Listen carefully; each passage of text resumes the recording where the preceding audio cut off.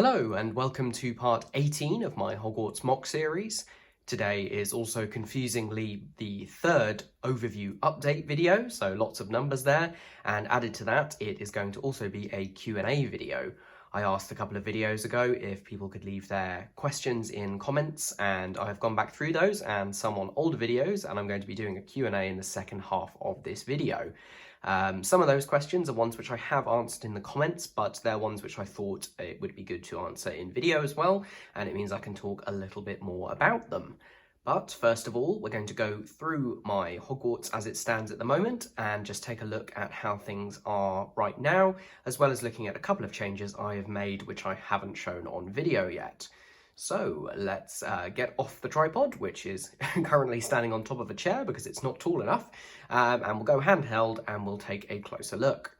So Hogwarts is looking relatively similar to how it looked in the previous overview update, with the one big change being the rockwork on the Viaduct entrance building, which I detailed in its own video.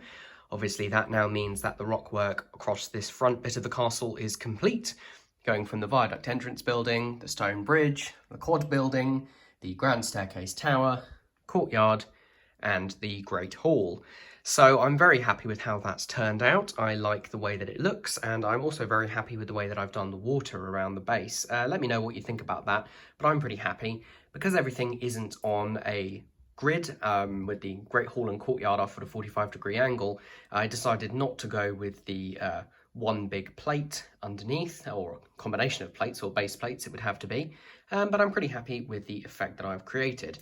I might think about putting some water underneath that boat. That's one of the details which I'm not sure if I've mentioned. I just have one of the small boats with a little lantern build heading across to the boathouse where Hagrid is waiting to welcome them in, although they may not be able to fit into the boathouse. That's something I don't know if I've completely addressed. I do like Lord of the Rings. I reviewed the, I was going to call it the Burrow just then, but it definitely isn't. Bag End is the correct name. Reviewed the Bag End set, which is just over there. And I've got a few other Lord of the Rings things around, like I've got my Gandalf on the Viaduct facing off against the troll, as I don't have a Balrog, and then obviously Gollum hiding in the boathouse.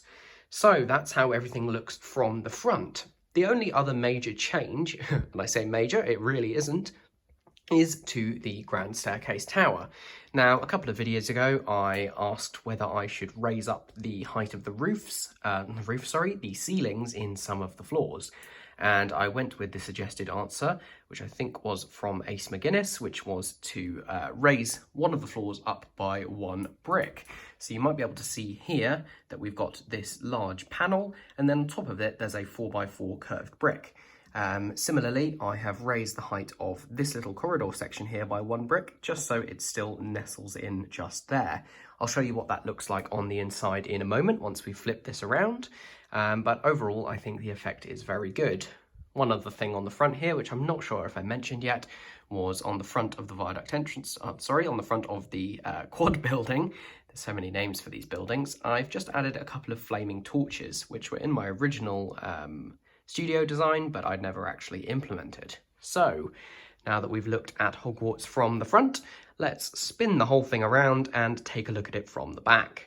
Now, this is quite an unusual view, as I think I said last time I turned it around, and I've remembered why it's so unusual, and that's because it takes a lot of effort to turn this thing around. Not because of the way it fits together, it actually still fits together really well. I'm hoping the mic is still picking me up while I'm looking over the top.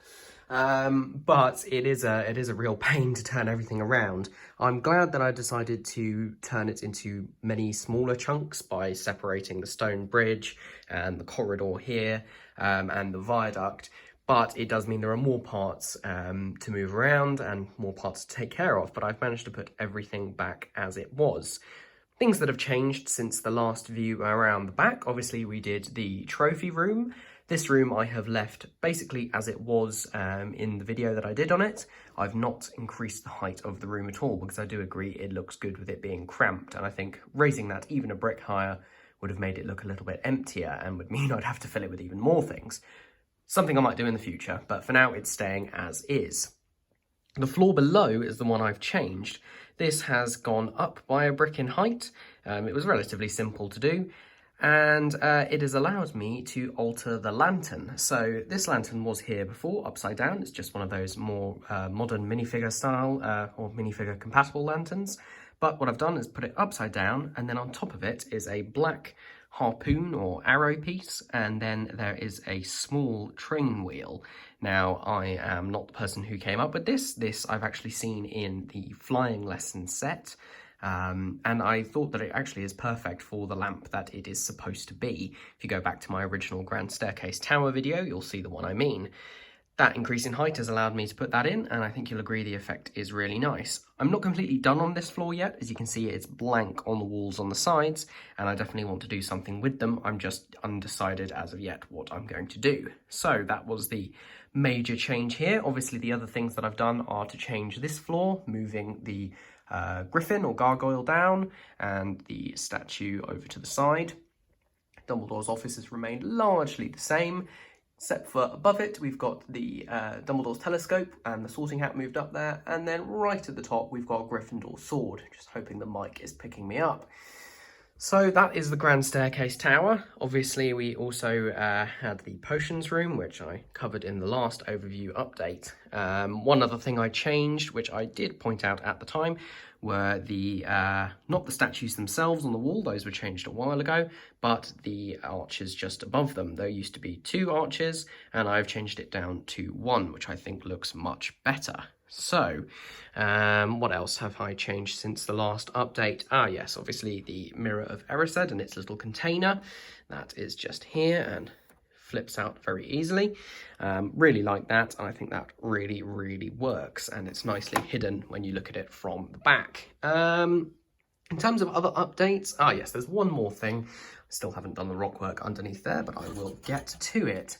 One other thing is this part, which I don't know if I've ever actually showed completely. This is still obviously standing on some very weird looking legs, but I refer to this piece as the kind of adapter piece that goes on the back of the Viaduct entrance building. It's just to close it off from the back so that you can't see in, and it's where the central tower, which will go just here, is going to sit. One thing I've changed here is to bring this wall in and also to bring this side of the archway in, and that's just so it hides the room where Fluffy and the trapdoor are going to go. Not really necessary, but the wall did stop all the way back here before, so I thought that it was a small project I could do that would make the appearance of things much, much better. I've just spun the Viaduct entrance building through 90 degrees so you can see what I mean. So you see the wall there now covers up all the way to where the room with the trapdoor is going to be, and that obviously leads into the library. It's very easy to remove and just completes the back of the roof. One thing I might look at in the future is changing the back of this roof so that it matches the front. I'm using the slopes that you can see just here, which they're either the 2x2 or the 1x2x1 slopes, but the way that I originally designed this didn't have anything on the back, not even this bit of roof here, and then when I decided I wanted to build the continuation of the castle, I had the option of either completely redoing the roof so that it matched the front, which you can kind of see just there, or using this kind of bodged method just here, which I think works for the moment. If I did want to update it, it would mean increasing the depth of the floor by at least 2 studs, and that requires getting a load more tan plates, and it was just something I really didn't want to focus on at that time because I wanted to focus on getting lots of other things done. So there we are. Those are the major things that I think I've done. Obviously we've got the videos for each of them, such as the rock work underneath the Viaduct entrance building and all sorts of different bits and pieces. So now we've gone over those, we can get on to the little Q&A portion. And have no fear, there will be a proper new Hogwarts update coming out soon. That will be the Central Tower, and I'm very much looking forward to that because it is something I've had designed for quite a while. I looked over it recently and I came up with a slightly revised version, which I'm very happy with, and I've started accumulating the pieces just there, and hopefully that will all work. Right, on to the Q&A, and I will try my best to answer some of your questions. Okay, so here we go. I don't have a sig fig yet, so Harry is going to stand in for me, and I've just got Dobby here to stand in for all of you guys, which you can either take as an insult or a compliment, depending on your opinion. So, first up, this is just a general question I've had from quite a few different people, and that is, will I be making instructions or files available? Now, the short answer to this is yes, I will. The long answer is annoying in that I'm going to try my best to get these out at some point. I'm not going to make any promises just because it's a difficult process. Partly because I've not got any experience really making instructions. I know there are tools available, so I've got to get to grips with those first. And partly because I want to make sure before I publish or for anything, either for free or for sale, I want to make sure they're of the best quality. Now, my builds, as I've definitely admitted in the past, are, designed to my own set of rules, and while I'm happy with them and the way they go together, I wouldn't necessarily be happy giving somebody, say, the digital file for something and saying, go and build it. There are a lot of things which either are slightly different in the real build because I found something that didn't work, or, to be honest, are just a really fragile or really difficult way of making something, and I would only submit myself to that, and I wouldn't want to submit anyone else to it. So yes, I will. I'm probably going to start with my Hogwarts Express, with the loco first and then the coach, partly because they're sort of self-contained things, and also because I'm honestly the most proud of them probably out of everything. They were featured in my first 2 videos, which I made just when I thought, hey, wouldn't it be fun to upload stuff rather than trying to take this a little more seriously. So yes, I will. But please don't hold out hope that they will be ready anytime soon. Next up comes a question from Richard B, and that is, how many burps, that is big ugly rock pieces, do you think you'll need for Hogwarts in total? Now, that is a tricky question. So the burp is the largest of the rock pieces. There are also lerps, merps, there's probably at least another one. Is there a SERP? I'm not sure. Basically, they're just big pieces which can take the place of a lot of little ones and which can provide some structure. Now, I've used quite a few of them already. In fact, I will just quickly count how many I have actually used. So I believe I've counted 11 that I've used in Hogwarts so far, and those are both the sort of straight ones, which are burps, and the corner ones, which I think are merps. Yeah, I think the large ones are the ones which are sort of pyramid shaped, slightly taller. So I've used quite a few so far. The overview for the rest of Hogwarts, I've really designed the buildings for the Central Tower, Long Gallery and Bell Tower area, but I haven't started work on the rocks underneath. I'm going to do a similar process to what I've done before, where I do the buildings first and then design the rocks to go underneath, purely because the buildings are the more interesting bit to me, and they can kind of stand on their own, and then afterwards I can go back and work the rocks out to match them. So, lots more is the boring, unhelpful answer. At least as many again, if not more, especially when I get round to the other side of the castle. The clock tower, for instance, kind of sits on its own little island of rocks, so if I want to do that properly, I'm going to need rocks on at least 3 sides. That's going to take a lot. I'm going to stick with dark bluish grey, just because I want some consistency. I annoyingly saw a good price for a job lot of dark tan ones, and I did think about it, but I'm going to go for the consistency of the dark grey.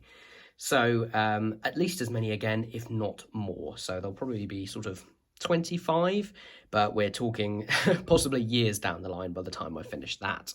Following on from that question, there are 2 which are kind of related. The first one from Ace McGuinness, which is, how are you going to expand regarding the clock tower? I've paraphrased you a bit there, so sorry, I'm not trying to misquote your question. And the other question comes again from Richard B, and that's, will you be building towards the clock tower or bell towers first? To answer the second one first, I am going to be building towards the bell towers. Obviously, I've said I'm going to be doing the central tower next, so it goes central tower, long gallery, bell towers. And the reason for that is that can all work along a line. So that all works just extending from a camera, viewer's perspective to the right of what I've built now. It's part of the reason why I got my new shelves, so I'd have enough space for that. The clock tower presents a slightly difficult problem in that Hogwarts isn't just one long line, it does expand sort of backwards as well. In order to get around that, my plan is to essentially have more than one Hogwarts display. I think I've kind of discussed that in the past, but to go into more detail, I'm going to have the first one, which I'm working on at the moment, which is the kind of view from the front, as if you're travelling across the lake by boat. Then I'm going to have a second part, which is going to have the clock tower. It's going to have the Gryffindor tower, as well as the tower on the other corner of that courtyard, the quad. It's then going to have the clock tower, and then the courtyard, and then the wooden bridge, or the covered bridge. And then it's going to have the path down to Hagrid's. I might also include in that the Quidditch pitch, although that's a little bit tenuous as to whether that's the right place, and also the owlery. And what I want to do with that is make it compatible with the first part. So if I do get a large enough space, maybe one day I'll take this to, an exhibition or something like that, a fan convention, then I'll be able to combine them. But what I really want is to be able to put them all together so that you get the kind of impression you're like, okay, that's the front, okay, that's the back. But the whole effect is just one big Hogwarts. I may then do a third bit, which will be the station and Hogsmeade Village, and also the gates of Hogwarts. That is kind of the third down the line, although I am going to get that Hogsmeade set, just because I like the look of it. So, a very long-winded way of answering those questions. I'm going towards the bell towers first, but I do intend on doing the clock tower and using the existing set as a starting point. Question here from Viva Lukav. I hope I'm pronouncing that right. Apologies if I'm not. Will I make custom Harry Potter minifigures, or will I do a video on them? In answer to that, maybe. It's not something I do massively at the moment, mostly because I'm focusing on builds. I obviously love the minifigures, and, if you buy enough sets, you get lots of minifigures. I posted on Instagram recently that I'd almost completed my CMF Series 2. I've now got James Potter, so I've got all of those. I'm probably not going to do a video on them, just because they've been covered loads of times already, and they are just minifigures, but I do love them. Custom minifigures, I will have a think. I'm not against them by all means. Obviously, Lego is for swapping parts around and changing bits out, but for the moment, I'm going to focus on builds, and then at some point in the future, I might do some custom figures. A question now from Gio? I'm sorry, I really don't know how to pronounce your name. I really apologise for that. But anyway, they ask, do I ever order from Bricks and Pieces? This is one of the questions I did answer in the comments, but I thought it was interesting to just tell everybody the answer there. No, I don't. Not because I'm massively against it or anything. I think it is a really good way of getting brand new pieces at quite reasonable prices, actually, for a lot of them. So I suppose if you're ordering in bulk or something, then it could really be worth it. The main reason I don't, I've got two main reasons. One is I'm not patient enough. It takes a couple of weeks for things to come from Bricks and Pieces, sometimes longer. And also because of the functionality of Bricklink. I'm not shilling for Bricklink or anything like that, but the fact that you can design things in Studio and then directly upload them to Bricklink and then check through and see all the pieces that you already have, that functionality I don't think I could do without. If I'm building something large, like the Central Tower, for instance, that's going to be over 1,000 pieces. I really don't want to go through and manually enter or manually search for every single one of them on Lego's site. Maybe in the future I will look at that, but for now I think I'm going to be firmly sticking with Bricklink, which incidentally is now owned by Lego, so not that I'm really going outside of Lego to do that. So no, I don't, but I'm not against it. And finally, we've got a couple of questions from Everything Potter, and those are, how do I make my minifigure stand? This is something I mentioned in my room tour. This is the stand that I use to display minifigures when I'm doing set reviews. It's actually quite a simple build, but I'm more than happy to show how that is made. What I think I'm going to do is I'm going to have an upcoming video where I'm going to do some Harry Potter mini builds. So just show you how I put some of the smaller details together. And on that video, I will also do a step-by-step build of that minifigure stand. It's honestly not a complicated thing. I just put it together with odds and ends and pieces that I had, but it does, I think, make things a little bit better than just holding the figures up. So yes, I will be doing that soon. And the second question from Everything Potter is, how do I manage to make a secure structure on my build? That's a difficult question.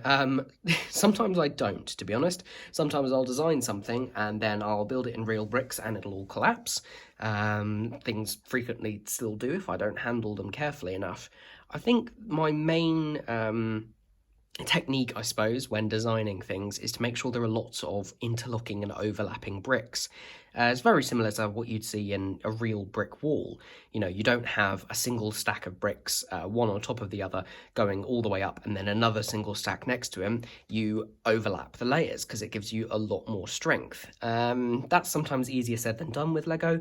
Sometimes you really don't have any other option than to just have a single stack of bricks or one very tall brick in some cases. For instance, if I've got an archway, what I'll always try and do is have a brick that isn't just a 1x1 underneath the sides of that archway, for instance, just because I like to think it provides a little bit more structure. I do use some larger pieces as well. Obviously, I've got the burps that I use in my rock work, but then I also do use some larger panel pieces. You've got to be careful with those though, because again, if you just stack loads of those up, then you lose structural integrity. So with my Grand Staircase Tower, for instance, that uses a lot of those 4x4 curved panel pieces. Now, they're great great shape, but you've got to be careful that you don't then put a 4x4 quarter round curved plate on the top, because then it's not attached to anything. So they've actually got slightly larger curved plates, which means that it all interlocks and then everything is relatively strong. I don't really use Technic in my builds, not in that way. I've seen obviously Technic used to brilliant effect, particularly in ships and, you know, like spaceships and things in the Star Wars line. I don't really integrate it in my builds. To be honest, my builds aren't that impressive.